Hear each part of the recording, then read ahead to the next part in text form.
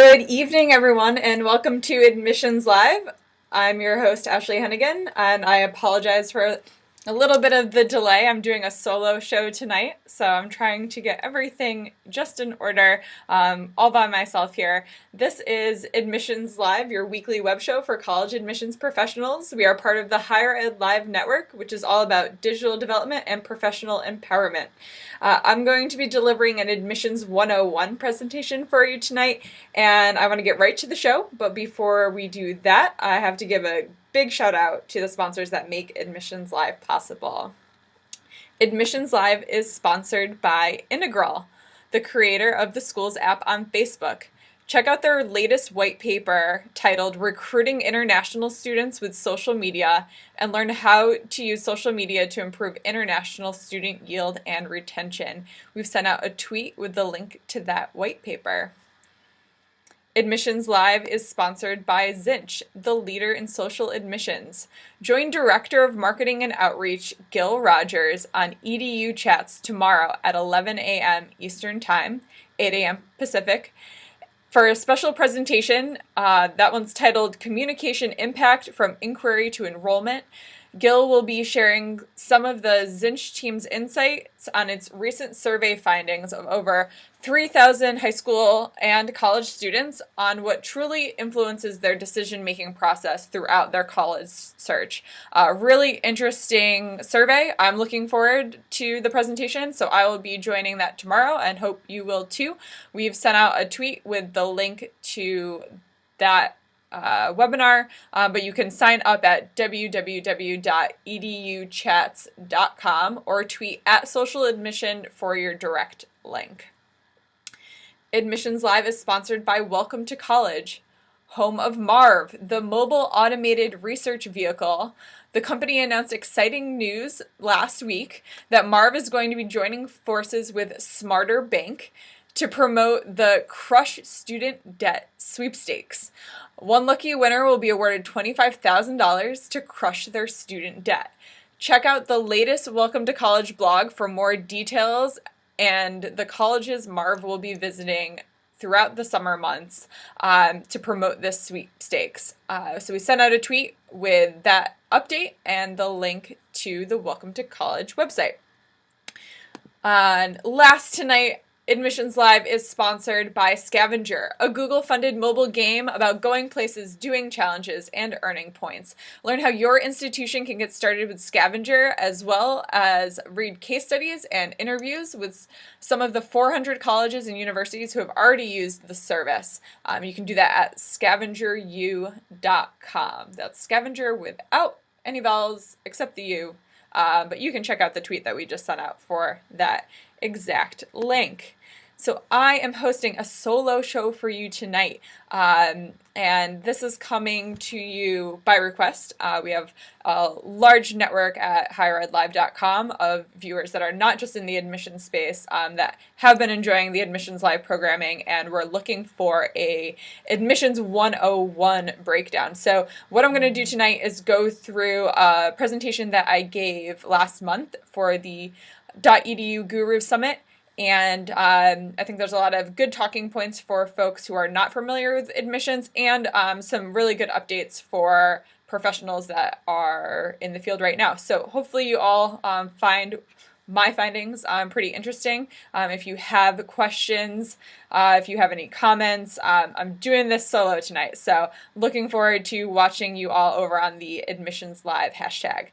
All right, so let's get started. I've got some slides to show. I did some fancy Ustream finagling, so I can hopefully walk you through some of the information that I want to provide and keep the slides running at the same time. So what I want to talk about tonight, I want to talk about a little bit about the state of college admissions. If you have been watching Admissions Live episodes from the beginning, our very first episode was a fantastic state of college admissions with the Director of Education and Training from NACAC, and we broke down everything that could possibly be going on in the admissions world. So check out that episode if you find some of these facts interesting. You can also check out the NACAC State of College Admissions Report, and I'm going to send out a tweet with the link to that report. So for those of you who are members of NACAC, you'll be able to easily download this report. For those of you who are not members, you got to become a member real quick. A little bit of adjusting my solo. Yeah, all right. Sending out the tweet with the link to that report for you right now. So you got that. I reference that all the time. There's awesome research that's done every year by NACAC. I'm going to hit you with some of that right now. So we're going to talk about state of college admissions. We are going to talk about a national and systematic problem that is affecting the United States and affecting our students' access to higher education and completion. I'm going to talk about things that are influencing the students' college search and decision-making process. I'm going to talk about some marketing strategies and kind of going into some of the stuff that I do as an admissions counselor, some of the stuff that I like to do. So we'll show you some of the projects I've been working on at RIT, and hopefully you find them very helpful. One other resource that I actually want to throw out real quick before I get started is the College Board's open letter to admissions professionals.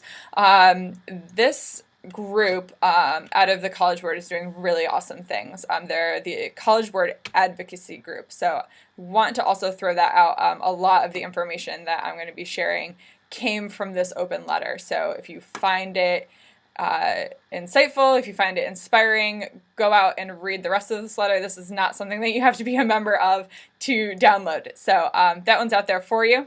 And let's jump into this. So let's talk about the state of college admissions and where we're at right now. All right. So there are different factors that are affecting higher ed today. And on their own, we can handle these things just fine. So these changes, not really too much trouble for higher education on their own. But when you combine all of these forces that are acting together and acting against each other, happening at the same time, this is really a perfect storm for enrollment. So I'm going to break down these factors that are affecting college admissions for you. Their rising tuition costs, the shifts in demographics in the U.S., what's going on with the economy, where our students are graduating from across the country, and of course how the job market is affecting all of this as well. So we've got rising tuition costs. I'm just going to bring myself back up here real quick. All right. Rising admissions costs. Tuition rates right now are increasing at twice the rate of inflation. This is an average of 8%, and it's doubling your cost every 9 years. So most of the universities and colleges across the U.S. are run on tuition-based business models, and we're used to this increase of tuition, maybe bringing in larger classes to be able to sustain the college budget. So we're increasing about 8%, doubling every 9 years. So what does this mean? This means for a baby born today, their cost will be 3 times the current rate as when it matriculates. So if you're looking at a cost of, a reasonable education cost at a private institution of maybe $30,000 a year. I think that's one of the going rates. $30,000 a year today means $90,000 a year by the time that kid is going to enroll. So clearly this is not sustainable. Tuition is out of control. It's raising at a rate higher than healthcare rates are in the U.S. And we know how many people are up in arms about the healthcare rates. So college tuition is no different. Demographic shifts that we're changing, that we're seeing, and I'm not sure if I have a slide for you for that. I don't. Okay, so we're seeing demographic shifts And those that are graduating from high school and in our applicant pool, we're seeing an increase in first-generation students who find the admissions process challenging and overly complicated. We're seeing a dip in college readiness and an increase in the need for remediation at the college level. We're seeing an increase in the number of college-ready ethnic and cultural minorities in both domestic and international applications, especially Asian students and Latin American students. Asian students increasing at 46%. Latin American students at 27% in the prospect pool. We're seeing a spike in international students as well. We're also seeing more students transferring and an increase in non-traditional students. So we're seeing more and more folks applying to college a little bit later in their life, maybe after they've been married, have kids, they're a traditional family, parents want to go back to college. We have lots of workers who have been recently laid off in our country who are now going back to work. So these non-traditional students are changing the demographics in our applicant pool as well. We are looking at not so great economy. I don't need to tell anyone what the state of the economy is. Families and educational institutions need more money and budgets and are getting cut these budgets are getting cut drastically across the country. The economy is affecting students, their families, the high schools, the colleges they're attending, where they're applying to. It's across the board. So everyone's being affected in this way. There's an increase in demand for financial aid, of course, and that is meeting the increase in tuition. So remember when I said these things acting alone we can handle, but when you are increasing tuition to help sustain and you're seeing an increase in aid, now we're really working against each other here. So we're seeing students concerned with the cost of their education much earlier in the search. And this is where it's really affecting admissions folks. You need to think about how you deliver your information about cost and affordability at your institution when you're delivering that to students, because they're interested in it much earlier than they have been in the past. So this is really important. Students are now making their college lists based on cost, and we know that sticker price is not always what it seems. There's been studies that show a college with the highest sticker price being the most affordable for a student, and the college with the lowest sticker price ending up being the most expensive for a student, depending on family situation. So those sticker prices are really a kind of a bizarre thing that students have to deal with and decipher, and we need to be able to educate them up front. Otherwise, they might not make it on your list to come and visit and apply to. We are also seeing geographic shifts across the country. So in a good economy, this geographic shift wouldn't be a problem. As admissions counselors, we would just pick up and travel across the country to the places where students are graduating more, right? So understanding the shift in the market is really critical. In the Northeast, we're seeing an increase in competition for a limited number of students.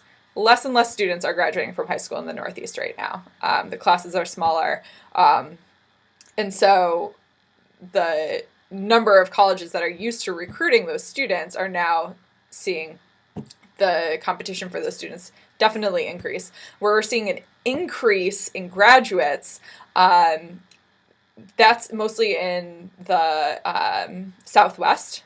And these graduates are mostly the traditionally underserved populations. So it's a different kind of student that we're recruiting in the Southwest as well. As a result, higher ed, we're seeing an increase in demand for access and access services for those students. Now we have bigger populations of students who are graduating, but they're not necessarily prepared for college the way they used to be. And I'm going to talk a little bit about that when I talk about what the state of American education looks like for higher ed in just a second. So you'll understand a little bit more of where I'm coming from when you see that. Talking about the job market, I do have a quick slide I can throw up here for the job market. really isn't necessary, but our labor economy is changing, and we are seeing an increase in the need for degree-holding citizens. Unskilled labor is on the decline in the country, and there's a dire need for innovation and creativity. But the media, and I love the media, but the media and public opinion continue to question the value of higher education. They're framing it as expensive and competitive. They're discouraging aspiration to college, discouraging aspiration for a degree in this doomed economy. So this is what we're up against, and it's good for everyone to have, kind of a good handle on that. Talk a little bit about access and completion, and I apologize if my face or my screen is covering any of these words. I thought I did a pretty good job with this. So talk a little bit about access and completion. We have a systematic problem affecting our ability to provide access and support student needs to graduate from college. Our admissions processes are really complex for the most part, and as much as we try to simplify them and explain them to students, we're still all pretty much doing something a little bit different one institution to the next. So it's a complicated process. It's not the same process the students' parents went through, even if they had gone off to college. So we need to be really aware of that and make sure that we're educating our applicants as much as possible. So we can talk about things like early decision, early action, regular decision, rolling admission, transfer admission, the financial aid process. All of these things are different processes that a student could be going through. And I kind of want to just take a quick break from these slides right now to kind of touch base with the viewers that are not admissions folks, and kind of give you an idea of the admissions world and the cycle that we're running on. Now, I work at a pretty traditional 4-year private college, and as an admissions counselor, my role changes with the seasons. It's one of the things I love about my job. In the fall, we do a lot of outreach to high school seniors because in the fall, they are applying to college. They're getting their applications in, they're interested in interviews, and so admissions counselors will go on the road and visit these students who are applying in their high schools. So we'll pick targeted areas where we know students will be applying. We'll actually go into the high schools to meet with students, talk to them about our university, hopefully help them with that application process. So there's a lot of travel involved. A typical day in the fall for travel for an admissions counselor like myself would be 3 to 5 high school visits during the day, between 8 a.m. and 2 p.m., and then a college fair at night. So there are college fairs as well in the fall that high schools will put on, that our national organizations or counseling groups will put on, and we'll go, again, meet with students, answer any of their last minute questions. There are still students that are compiling their lists in the fall of who they're going to apply to in the winter, but the trend has been much more that by the fall, students are applying.